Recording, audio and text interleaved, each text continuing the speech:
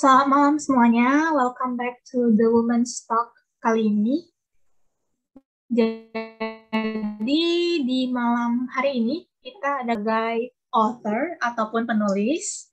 Dan hari ini kita akan membahas mengenai New Year, New Improvement, berbagi inspirasi yang mengembangkan diri melalui sebuah karya tulis. Nah, sebelum kita lanjut ke pertanyaan pertama untuk kahramannya, aku mau kenalin dulu The Women ini sebenarnya apa sih? Jadi The Women ini adalah sebuah media platform digital yang memberikan informasi seputar wanita dari beauty, lifestyle, sampai keuangan juga ada. Jadi bagi yang penasaran boleh langsung cek ke thewomen.com atau langsung ke Instagram kita juga ada di @thewomen. Oke, tanpa berlama-lama lagi kita mulai ke pertanyaan pertama untuk Kak Rahma. Halo Kak Rahma. Halo, Oke, kenal ya Kak Dea. salam kenal Kak. Kalau boleh tahu Kakak apa kabarnya nih? Kan baru mulai tahun 2022 ya.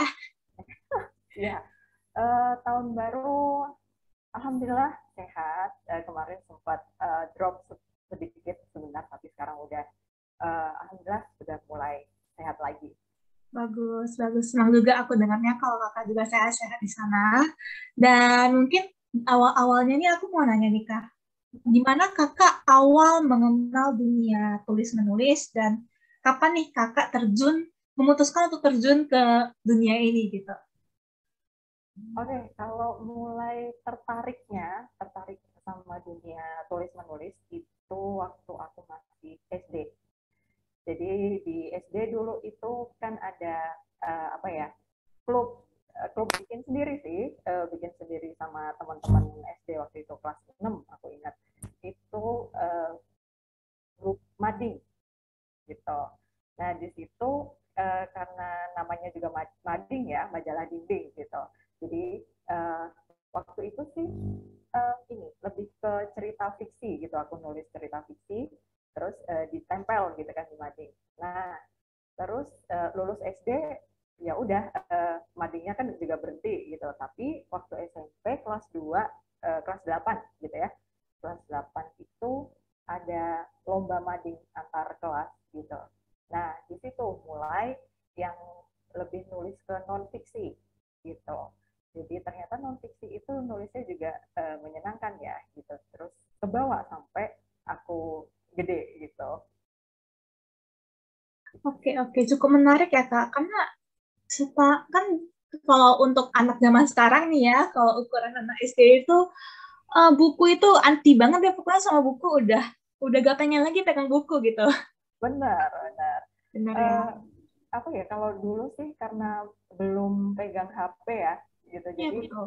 uh, baca buku, at least bukan buku sih, lebih ke majalah mungkin ya kan. Mm-mm. Dulu majalah itu kan karena ada gambarnya menarik gitu. Jadi lebih menyenangkan untuk dibaca. Waktu itu ini aku boleh sebut merek nggak ya?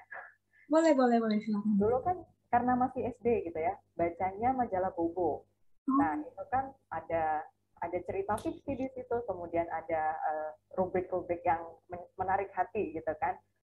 Waktu itu karena tertarik sama majalah Bobo ini, aku seneng banget baca majalah ini gitu. Jadi kayak dari situ terpupuknya, dari senang membaca, kemudian apa ya? Aku jadi pengen menulis nih kayak kayak yang mereka pasang karyanya di situ yang di majalah Bobo itu. Aku pengen deh suatu hari bisa nulis kayak gitu. Nah, baru kesampaian ketika aku gede aja gitu. oh, oke, oke. Berarti bisa dibilang kalau mau jago nulis itu mulai dari membaca dulu ya, Kak ya? Betul, jelas harus membaca dulu. Oke, oke. Next ini, ketika aku lihat latar belakang kakak ini kan di pendidikan psikologi nih. Nah, Oh, apa nih yang memotivasi kakak untuk nulis buku yang bertemakan self-help atau self-development gitu? oke. Okay.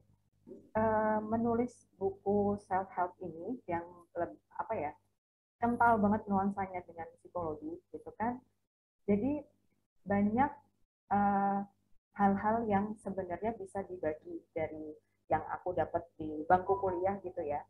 Tapi eh, ternyata ketika itu dibawa ke masyarakat umum gitu ya, banyak orang yang salah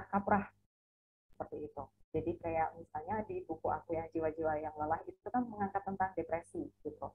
Orang-orang menganggap depresi itu kadang-kadang beda dengan apa yang dipersepsikan oleh orang-orang yang punya latar belakang psikologi gitu. Depresi itu tidak serta-merta yang kalau aku baca fenomena di media sosial gitu ya, anak-anak muda zaman sekarang itu suka mendiagnosis diri sendiri gitu. Betul, Kayak betul, setuju. diri sendiri, oh aku kayaknya depresi deh, oh aku kayaknya bipolar deh, kayak gitu kan. Padahal belum tentu gitu. Siapa tahu mereka cuma merasakan simptom satu aja atau dua aja, tapi sudah mulai apa ya kayak overthinking kalau dia itu depresi lah, bipolar lah dan segala macam. Jadi apa ya? Ternyata istilah-istilah ini di dalam yang kami yakini bahwa bipolar itu yang seperti ini, depresi itu yang seperti ini. Tapi ketika dibawa ke masyarakat umum, loh kok artinya sudah beda gitu. Kok dipersepsikannya udah lain. Nah, jadi yang mengangkat tentang depresi ini, aku sih niatnya pengen kasih pemahaman gitu loh. Jadi depresi itu apa sih gitu. Sebenarnya bukan yang bisa dengan gampang kita ambil kesimpulannya gitu. Depresi itu punya beberapa simptom tertentu dan memang harus konsultasi dulu dengan tenaga profesional gitu. Nggak bisa yang harus nggak bisa yang kita lihat di internet kayak gitu. Boleh lihat di internet, tapi setelah itu nanti harus dikonsultasikan lagi dengan tenaga profesional seperti itu. Oke, tadi kakak sempat membahas salah satu buku kakak ya, yang membahas soal depresi. Kira-kira untuk buku kakak yang lainnya itu kan lebih ke self development. Betul. Apakah ada pola tertentu ataupun ada eh, cara tertentu untuk kakak nentuin ide sekaligus dengan judul buku tersebut? Oke, okay. Kalau yang ini aku jujur aja ya, itu memang proyek dari penerbit, gitu kan. Jadi memang ada serinya. Cuma kalau aku dapat yang ingin baca buku ini saat engkau ingin berubah, memang banyak hal yang pengen aku sampaikan gitu loh ke masyarakat umum. Kadang-kadang kita pengen pengen berubah menjadi pribadi yang lebih baik gitu kan, atau mengubah kebiasaan buruk menjadi mungkin menghilangkan atau mungkin mengubahnya menjadi yang kebiasaan yang lebih baik kayak gitu. Sebenarnya itu kayak orang-orang kayak misalnya ini karena momen tahun baru ya. Jadi kadang-kadang ada orang yang bilang resolusi aku pengen menjadi orang yang begini begini begini. Tapi orang-orang mungkin cenderung lebih ke omong doang gitu, resolusi yang ya udah nggak ada kelanjutannya kayak gitu. Jadi kayak resolusi yang apa ya bilangnya, ya udah yang kosong belum gitu kan, karena mungkin orang-orang nggak ngerti gimana sih cara memulai perubahan itu, karena memang memulai sesuatu itu yang paling sulit gitu. Memulai sesuatu itu selalu paling sulit. Tapi kalau nanti sudah benar-benar memulai, nah itu yang nanti lebih mudahnya. Tapi bagaimana sih memulainya itu? Nah, aku pengen sharing di situ. Gitu sih. Oke, oke. Berarti memang meskipun tentang self development, topik-topiknya juga yang relevan ya, yang mungkin lagi dibahas juga di masyarakat dan itu juga akan membantu secara persepsi mungkin lebih ya, kayak persepsi mengenai self development dan juga cara memulainya gimana, langkah pertama yang sebenarnya dilakukan apakah udah benar atau enggak gitu. Oke. Nah, kalau untuk buku self-help dan self-development ini kan memang relate banget ya dengan bisa dibilang hampir semua deh, semua kalangan masyarakat dari yang muda sampai yang tua, terutama kalau membahas soal mental ataupun pengembangan diri. Nah, kakak ini gimana cara ngumpulin topik-topik ataupun ngumpulin ide-ide yang ada untuk dituangkan di satu buku atau satu hasil karya gitu. Oke, kalau aku bahas yang baca buku ini saat engkau ingin berubah ya, itu karena dia kan self development yang memang sangat dekat dengan sehari-hari ya, punya kebiasaan buruk gitu kan. Kayak nggak mungkin ada orang yang nggak punya kebiasaan buruk gitu. Saya punya, Kak Dia juga mungkin punya, dan orang-orang pasti punya gitu. Nah, apa sih yang membuat kebiasaan itu dibilang buruk? Itu kan kalau memang menimbulkan kerugian. Nah, ternyata setelah aku lihat-lihat, ternyata banyak gitu kan. Banyak sekali yang bisa aku ceritakan. Ini termasuk buruk karena secara nggak langsung dia bisa merugikan kamu atau mungkin secara langsung gitu, secara langsung merugikan baik itu yang punya kebiasaan buruk maupun orang di sekitarnya kayak gitu. Jadi kayak mengumpulkannya gimana? Yang pertama itu berdasarkan pengalaman sendiri. Yang kedua, of course aku mengamati keadaan sekitar aku gitu ya, sekitarku. Mungkin teman-temanku atau keluargaku atau yang biasa aku jumpai kayak gitu.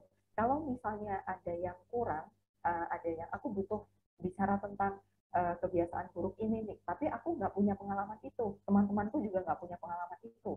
Nah, aku baru lempar ke publik. Publik dalam artian aku nanya lewat misalnya kayak story Instagram gitu ya. Ada nggak yang mau sharing gini? Boleh DM aku kayak gitu. Nah, terus aku yang kayak setelah DM, misalnya ada yang DM gitu ya, aku kayak wawancara gitu, wawancara uh, apa ya, tidak terstruktur tapi memang punya punya poin tertentu. Aku pengen mengetahui dia itu bagaimana sih mengelola kebiasaan buruknya itu sehingga mungkin kebiasaan buruk ini hilang atau mungkin diganti dengan kebiasaan yang lebih baik lagi.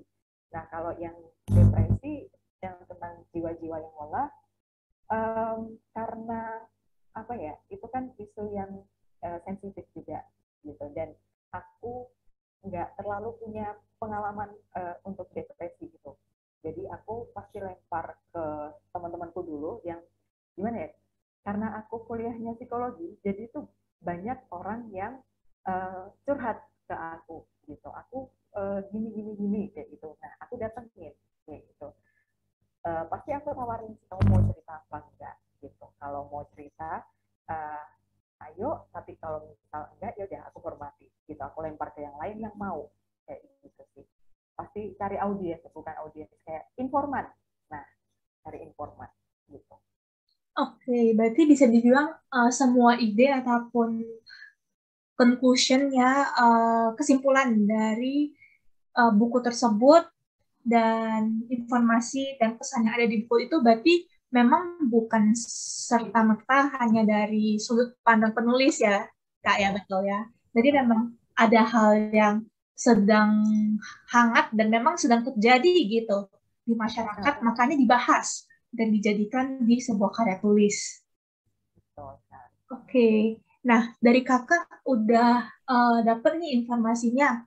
Nah, kalau misalnya dari kakak ketika udah dapet informasi, kakak itu gimana cara mengolah informasi itu sehingga bisa jadi sebuah karya tulis gitu? Oke, kalau mengolahnya, jadi of course setelah dari wawancara itu, aku catat dulu poin pentingnya apa gitu kan. Dari kira-kira ini yang mungkin dari poin yang kerugiannya apa dari misalnya kalau yang kebiasaan buruk itu, kerugiannya apa gitu dari kebiasaan buruk ini. Uh, Kerugiannya aku juga tuliskan gini gini gini. Nah, itu yang nanti aku kayak kembangkan. Dari poin-poin itu aku kembangkan gitu kan, menjadi mungkin dari situ jadi satu paragraf, terus nanti berkembang 2 paragraf, 3 paragraf, karena of course dari poin-poin itu satu poin dikembangkan jadi satu paragraf, terus poinnya yang lain satu paragraf, jadi kan itu kayak apa ya, aku mengolahnya, mengembangkannya itu lebih kayak cerita sih, cerita kayak aku ingin mengajak pembacaku itu ngobrol, bukan aku pengen menggurui ya. Jadi gimana sih tata bahasanya biar biar aku bisa terkesan uh, kayak kasih edukasi, tapi aku ini kayak ngajak ngobrol gitu. Jadi kayak mengolahnya of course dibantu dengan terima kasih Thesaurus itu udah membantu banget karena banyak hal yang ini kalau istilahnya terlalu sulit, kira-kira padanan katanya apa ya yang lebih mudah kayak gitu-gitu. Jadi mengolahnya dengan Thesaurus, dengan mungkin apa sumber-sumber yang lain gitu. Jadi nggak bisa dari satu sisi doang, tapi harus dari banyak hal. Oke, itu cukup menarik ya. Berarti memang dari per poin dikembangin dan nanti disambung ya dari paragraf satu ke paragraf lainnya dan terus-menerus sampai bisa jadi sebuah karya tulis ya Kak ya. Nah, setiap penulis, menurut aku setiap penulis punya gaya penulisannya masing-masing. Nah, itu yang buat pembaca mungkin tertarik ke spesifik penulisnya, satu penulis spesifik terkhususnya sampai bisa baca hampir seluruh karya tulisnya. Nah, kalau untuk Karama sendiri ada gak gaya penulis ataupun menurut Karama gaya penulisan ini cocok banget untuk saat menulis buku self development ataupun self help? Paling utama adalah menggunakan bahasa yang mudah dimengerti gitu. Boleh mau bahasanya nggak yang lugas gitu nggak apa-apa, tapi setidaknya pakai kata-kata atau bahasa yang baik dan benar dalam artian semua orang paham. Kalau misalnya ada istilah-istilah yang sulit dan tidak ada padanan katanya, boleh dijelaskan deskripsi dari istilah itu tuh apa sih. Nah, gitu. Tapi tetap harus apa ya? Tetap sopan tentu, nggak boleh yang apa ya? Yang menimbulkan kontroversi jelas gitu kan. Sekalipun mungkin karya tulisnya kontroversial, tapi lebih baik kalau padanan kayak kata-katanya itu uh, mudah dimengerti oleh masyarakat umum gitu. Kalau tentang gaya penulisan lebih ke ini ya. Kalau kalau aku sendiri kan lebih suka yang kayak ngajakin ngobrol temen sendiri gitu kan. Tapi ada penulis-penulis yang menulis buku self help-nya itu dengan bahasa yang um, apa ya, bukan formal sih, tapi mungkin terkesan bukan ngajakin ngobrol, tapi uh, kayak kesannya itu seperti buku terjemahan. Tapi nggak apa-apa, memang itu stylenya dia, it's okay. Cuma itu kuncinya satu, tetap menggunakan bahasa yang dimengerti oleh masyarakat umum. Itu aja sih. Oke, berarti untuk ini aku setuju ya, karena kalau ngomong soal self-help, sedikit menuju ke kesehatan mental, yang mana ada mungkin vocabulary ataupun perkataan yang lebih ke medis gitu ya, Kak ya. Dan gak semuanya tahu, dan agak riuh kalau misalnya mau baca tapi harus Google dulu nih, Benar. artinya apa gitu. Benar. Nah, mungkin kalau ada istilah yang sulit boleh dikasih penjelasannya setelah itu, jadi juga mempermudah ya Kak ya. Kalau dikasih footnote gitu juga nggak apa-apa. Betul, betul, betul. Nah, kalau nextnya ini kakak sempat menyinggung soal, dulunya kakak sempat nulis non-fiksi ya, buku non-fiksi. Nah, kalau dibandingkan nih antara buku non-fiksi sama buku fiksi, kakak lebih prefer untuk nulis yang mana gitu? Wah, kalau prefer yang mana? Kalau nulis, uh, sebenarnya jadi mereka itu punya kesamaan. Samanya apa? Ketika ditulis itu kayak kayak lagi nulis skripsi gitu. Jadi harus harus riset. Dua-duanya itu harus riset. Mau itu non fiksi, mau itu fiksi, tetap harus riset. Cuma kalau lebih nyaman yang mana? Aku sih lebih suka nulis non fiksi sebenarnya, karena aku nggak harus mikirin plot cerita gitu kan, tapi aku memikirkan gimana sih biar pesanku itu tersampaikan secara lugas. Kan kalau non fiksi kita menyampaikan itu lebih kesannya lebih lugas daripada yang fiksi kan. Fiksi itu selain plot itu juga harus risetnya gimana ya? Kalau kita pun nulisnya riset, nulisnya tulisan yang novel atau cerpen mungkin yang real fiction itu berarti kan harus berdasarkan dengan cerita-cerita atau kejadian yang memang terjadi gitu. Misalnya mau ambil tahun 2010 gitu, 2010 apa kita pakai karena kita nulisnya tahun ini gitu ya. Jadi kita kok lupa sih mau nulis yang harusnya 2010 tapi kok kebawa 2022 gitu. Misalnya kayak 2010 itu kan belum ada ojek online ya, tapi ternyata kita nulisnya itu di delivery-in aja. Delivery apa gitu kan?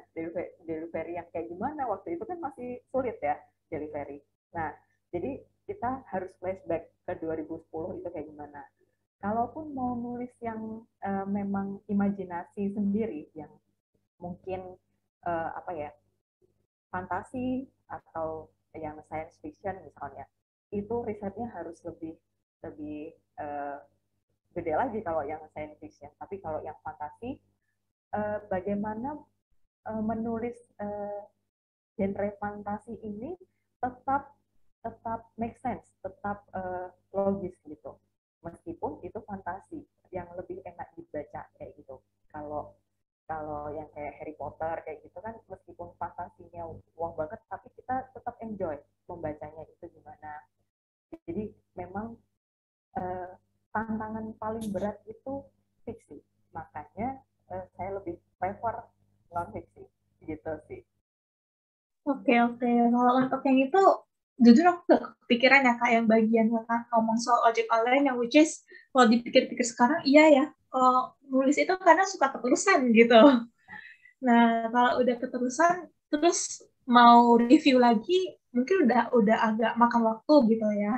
Tuh, So, review kembali, kemudian ngecek lagi.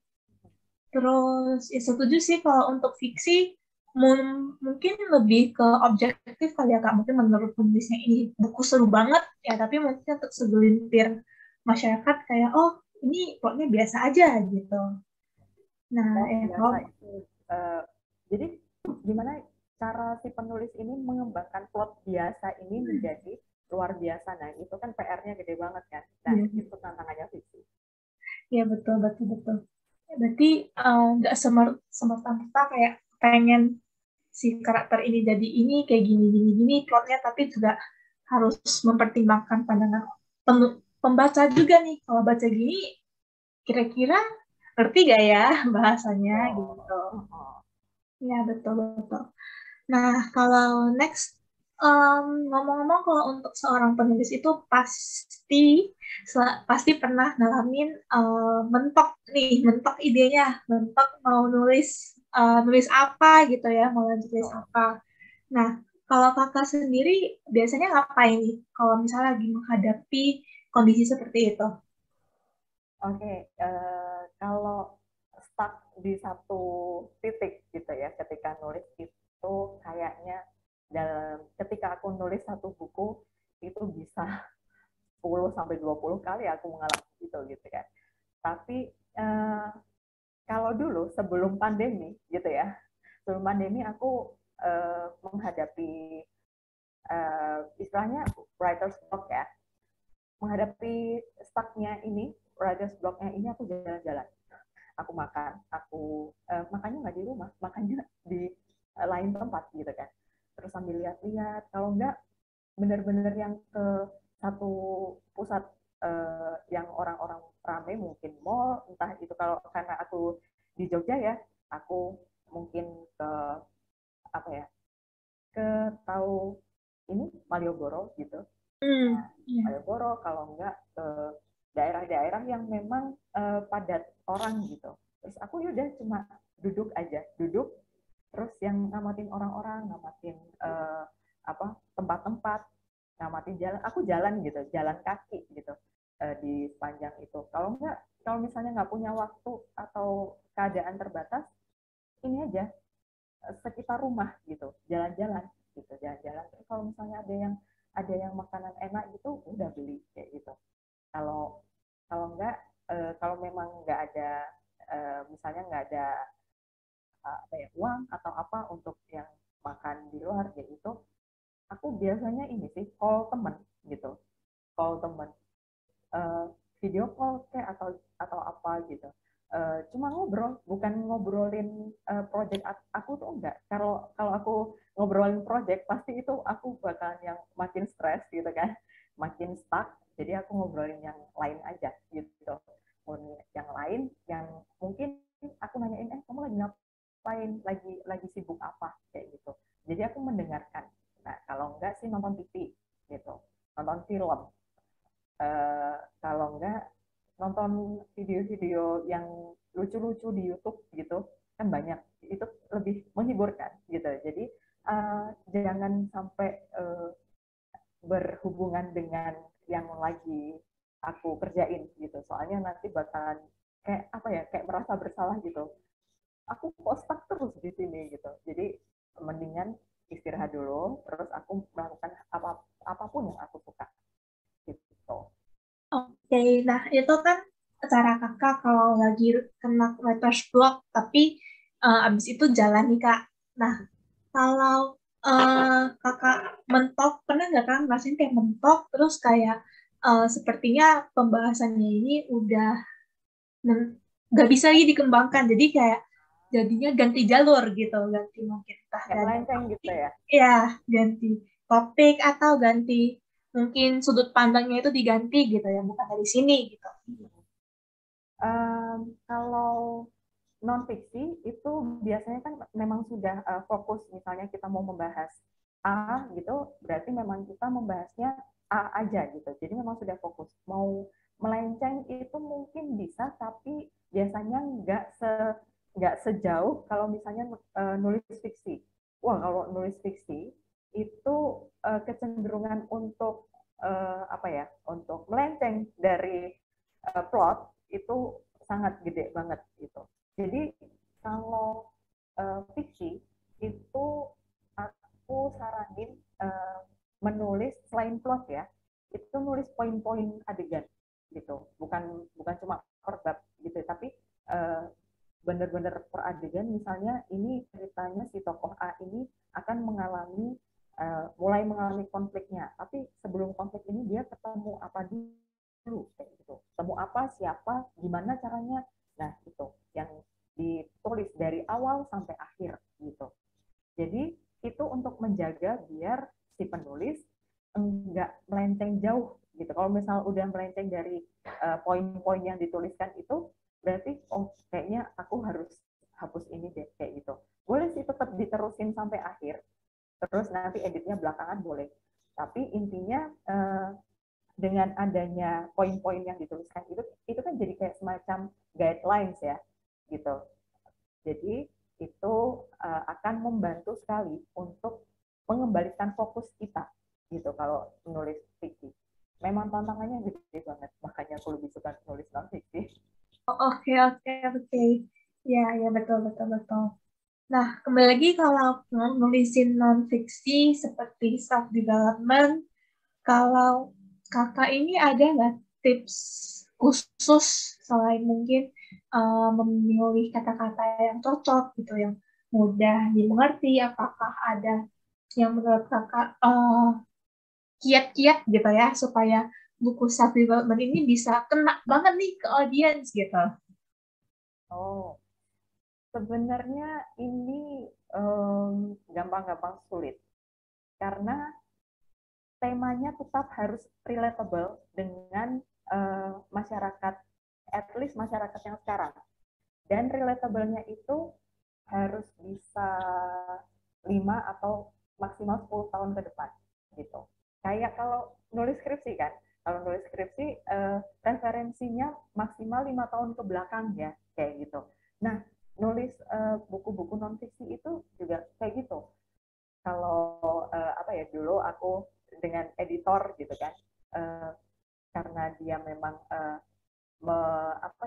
memberikan insight juga gitu kan.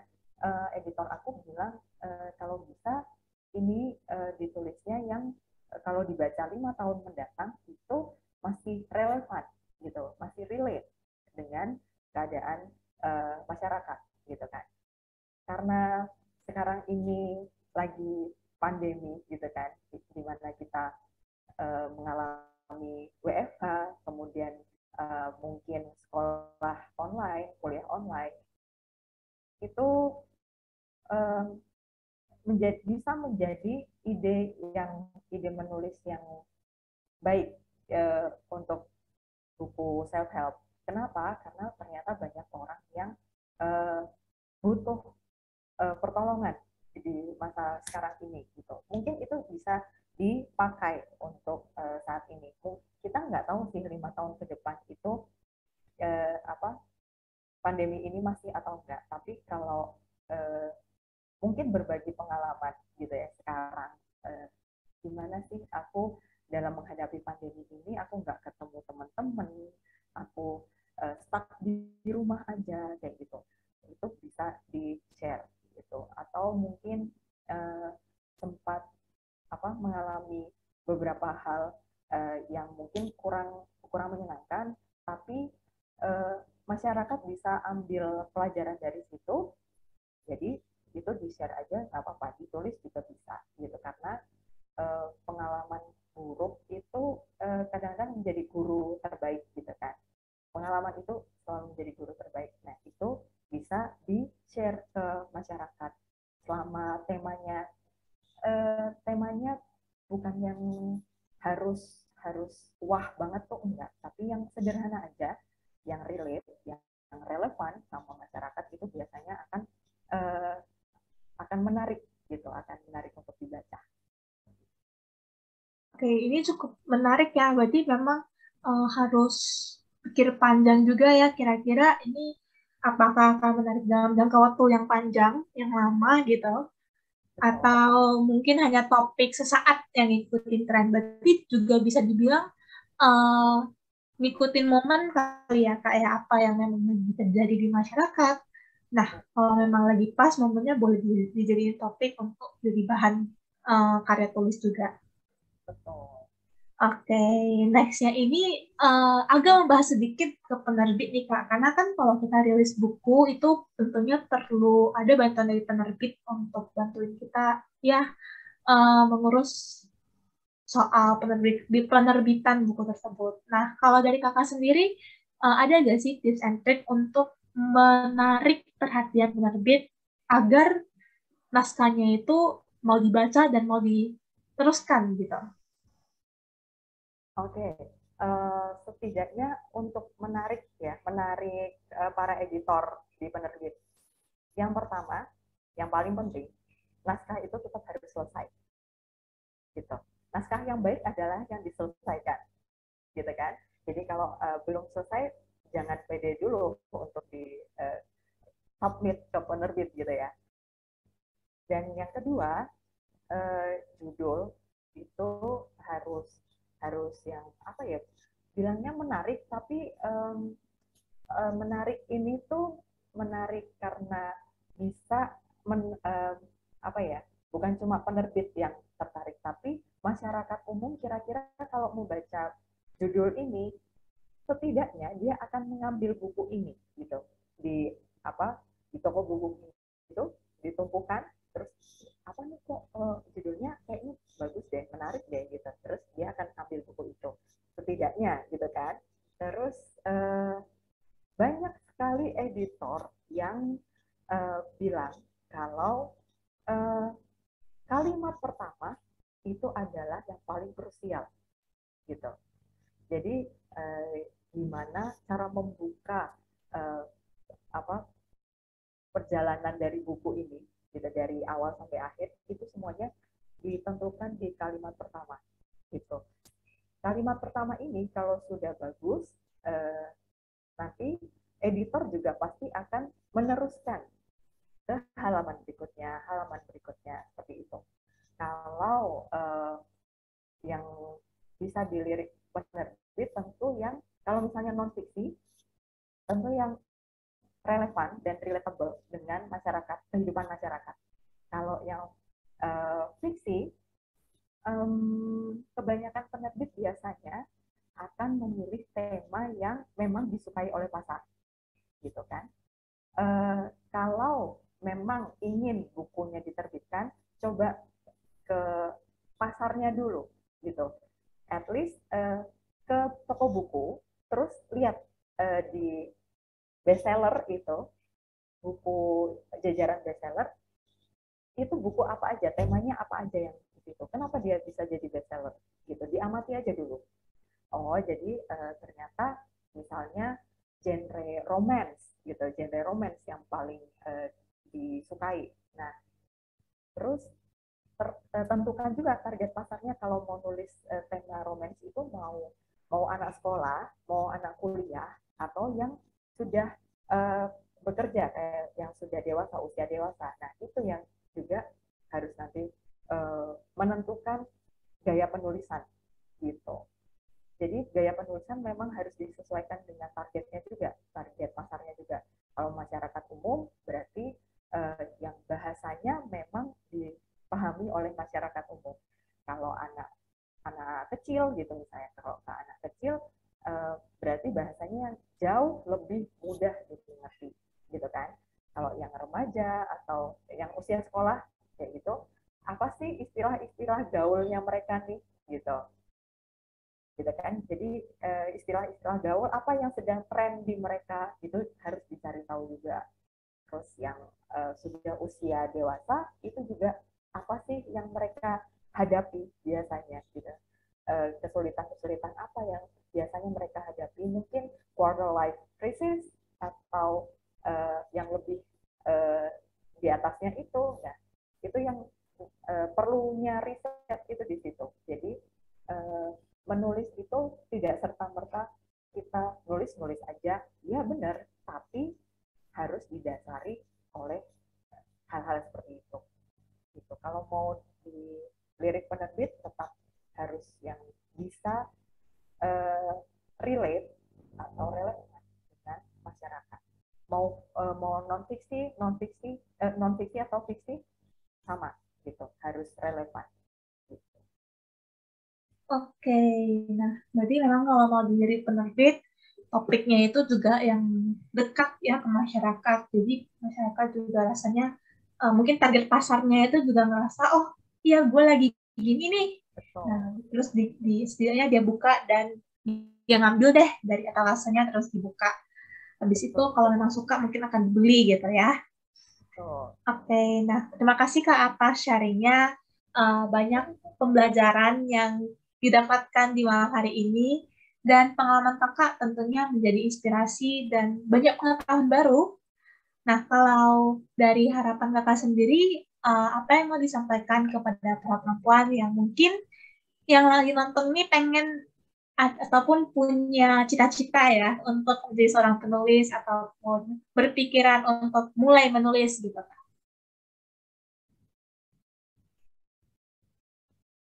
Oke, kalau ingin menulis, udah pokoknya pede aja dulu, gitu kan. Pede dalam artian harus tetap menambah wawasan juga, gitu ya. Jadi kita nggak mungkin nulis dengan wawasan yang kosong, gitu, wawasan yang non-existent, gitu. Jadi kita tetap harus memperkaya wawasan pun kalau misalnya sudah kayaknya udah paham banget dengan bab ini gitu kan, tapi siapa tahu siapa tahu mungkin ini masih kurang, jadi haus akan pengalaman baru, haus akan pengetahuan baru, itu penting untuk menulis karena nggak mungkin kita punya apa ya mindset A, tapi ternyata ada orang lain yang punya mindset B, gitu kan, yang sebenarnya temanya sama, gitu ya. Jadi eh, perluas perluas wawasan dengan mungkin ketemu orang baru, ke lingkungan baru seperti itu. Jadi kayak jangan cuma mendekam harus ke luar zona nyaman ya, biar dapat banyak sekali pengalaman dan pengetahuan.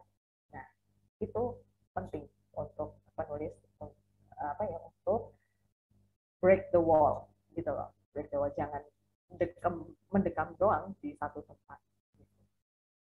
Cari pengalaman, berpetualang gitu, berpetualang. Oke, terima kasih Kak Rama atas pesannya. Nah, mungkin ada nih audiens yang penasaran ataupun pengen tahu style kakak nulisnya gimana. Nah, boleh kakak sharing beberapa ataupun buku-buku kakak yang udah ditulis gitu? Oke, jadi karena aku menulis lebih terkenal dengan buku non-fiksi gitu ya. Aku punya 2 buku non-fiksi yang bisa dibaca oleh teman-teman di Womin. Yang pertama, baca buku Ini Saat Engkau Ingin Berubah. Itu untuk teman-teman yang pengen mengubah kebiasaan buruk, mungkin menghilangkan, mungkin mengganti jadi kebiasaan yang lebih baik. Nah, mumpung ini tahun baru gitu kan, siapa tahu pengen jadi pribadi yang lebih baru. Nah, itu buku cocok banget buat teman-teman. Kalau yang kedua, ada buku Jiwa-Jiwa yang Lelah. Itu khusus untuk teman-teman yang mungkin mengalami masalah mental health, atau mungkin teman dari kalian itu butuh pertolongan. Nah, itu boleh banget dibaca oleh teman-teman. Nah, satu lagi, aku punya buku fiksi. Ini buku debut aku gitu ya. Ini awal karir aku sebagai penulis. Genrenya teen lit. Jadi ini untuk anak usia SMP SMA gitu ya. Kalau teman-teman masih di usia itu, atau mungkin punya adik yang masih SMP atau SMA, boleh nih dikasih bacaan. Judulnya Run, tulisannya RUN, lari gitu ya.